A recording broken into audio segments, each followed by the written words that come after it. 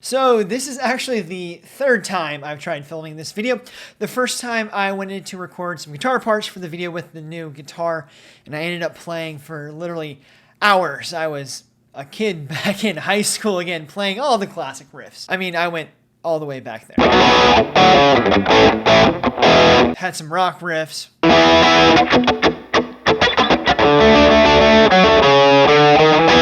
Had some country riffs.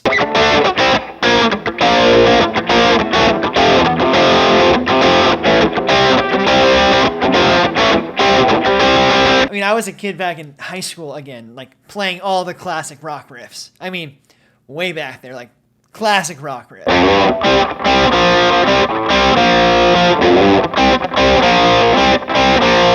It was probably the most fun playing guitar I've had in probably, I'm going to say, at least 2 or 3 years. I had so much fun playing that I forgot to record the talking head portion of this video. So then the second time I actually tried tracking it again the day after and tried to shoot the talking head part completely freestyle without a script, no bullet points, no nothing. Just wasn't sitting right.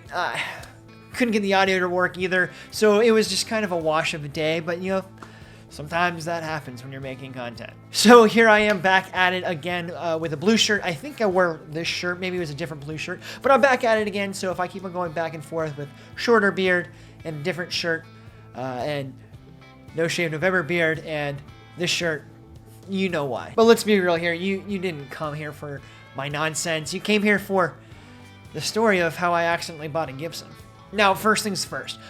I absolutely love this guitar, but I was extremely worried about buying one from the internet, sight and sound, and played unseen and unplayed.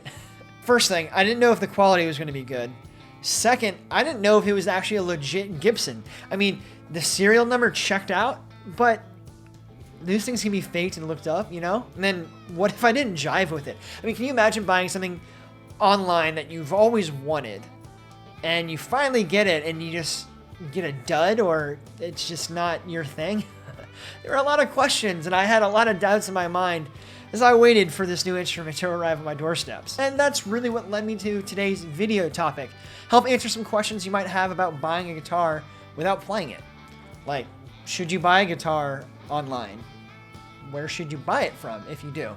What are some of the other things that you should know before purchasing said guitar, and any other and additional questions you might have about buying a guitar online? So let's turn off the amps, put down the picks, and go to the interwebs and buy a new guitar, shall we? First thing I want to get out of the way, it is okay to buy a guitar without playing them. I want these videos to kind of serve as a guide for my younger self, and until this purchase, I was completely against buying a guitar off the internet. I had this idea in my head, and I'm not sure why it was there or how long it's been there, but I had to play the guitar before I bought it. I had to feel the neck. I had to hear what it sounded like in a room.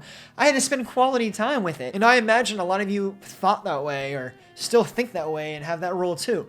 But this Gibson, this SG, has completely changed my mindset. Now, for starters, it turned out 10 times better than I could have ever anticipated. I knew I wanted something to play slide guitar on, and SGs are, yes, the perfect slide guitar. So I thought, hey, I bought this rad slide guitar on accident for a lot cheaper than I was initially going to pay for an SG. It might not be the exact model that I wanted, and it might be not as great as the SG standard, but hey, it's a slide guitar. It's not my main driver.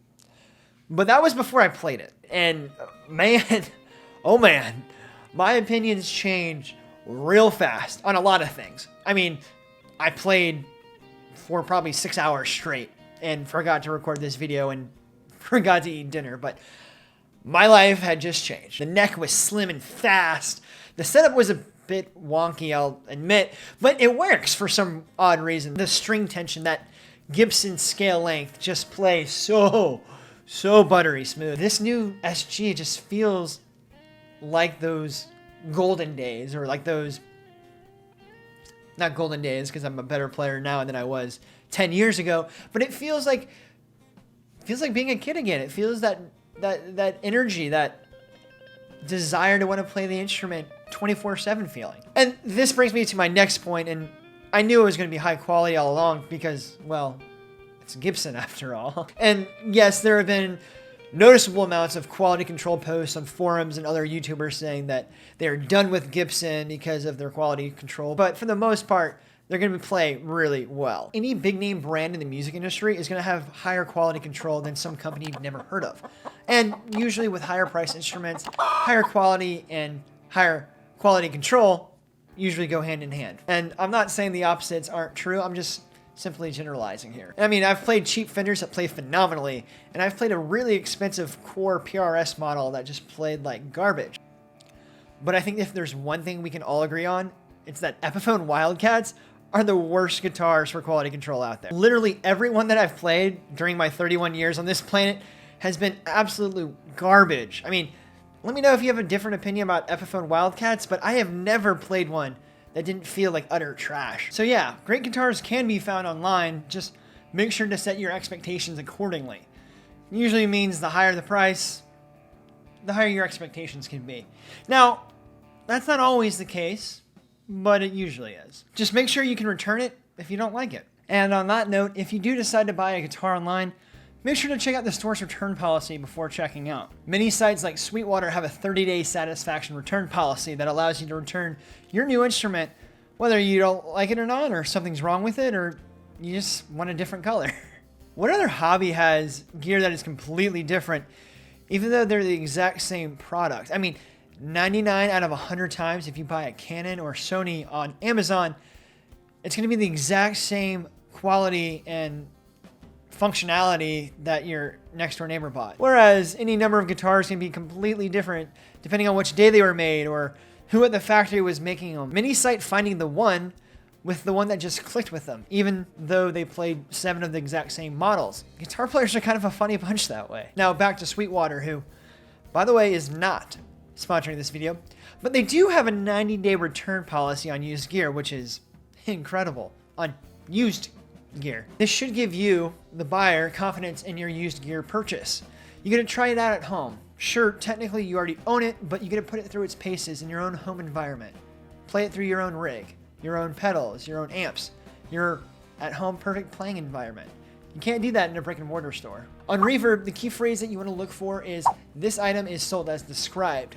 This means that returns are not available, and all sales will be final unless the guitar arrives in a condition different from how it was described or photographed. Sellers who don't show that phrase on their listings will usually spell out how returns work for their gear. Now, this isn't always the case, but usually private sellers will mark all sales as final, whereas guitar shops like Sam Ash and Guitar Center or your local guitar stores that are selling on Reverb will usually give you some kind of wiggle room when it comes to return policies. So just to be on the safe side, make sure to check the listings before placing the item in your cart, or like I did, placing an accidental bid.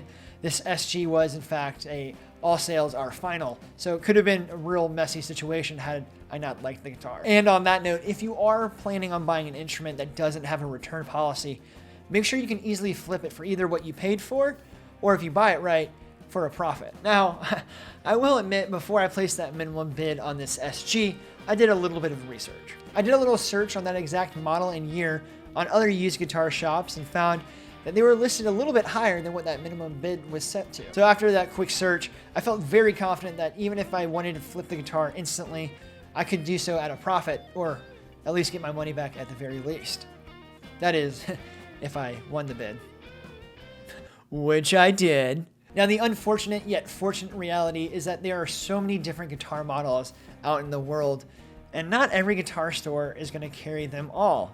I mean, how could they? Sure, there are the standards that you will undoubtedly find in every guitar shop, like the Fenders, the Epiphones, probably a handful of Gibsons, some PRS guitars, though the core Paul Reed Smith models are sometimes a little bit harder to come by. And sure, you'll occasionally have the local guitar shops that specialize in those boutique models, but chances are their inventory is going to be really slim, as they are very expensive to keep in inventory for the long game. Or you can just go to any online shop from any store around the world until you find that perfect Nash T52 in extra heavy relicking that you've been wanting for the better part of a decade, or maybe that's just me. There are multiple sides to this tricky buy your guitar online phenomenon. On one hand, it opens up the market to allow boutique builders to sell directly to their consumers through social media, like Lucky Guitars, who have successfully been maintaining this model for some time now. But buying online often comes at the price of supporting your local music store. Unless, of course, you bought a guitar online from your local music store during the plague of 2020, and in that case, you did your part. I always prefer to help support my local businesses, but in the case of this Gibson SG, it was just too good of an offer to pass up, even if it was an accident. If you like this video, give it a thumbs up, as it's a great way to help support the channel and help my mission of bringing country music to the masses of the internet. Subscribe if you haven't already. You never want to miss out on another video. Check out this video over here. It goes over the only 3 guitar amps that you will ever need. I'll see you over there, and until then, let the music play.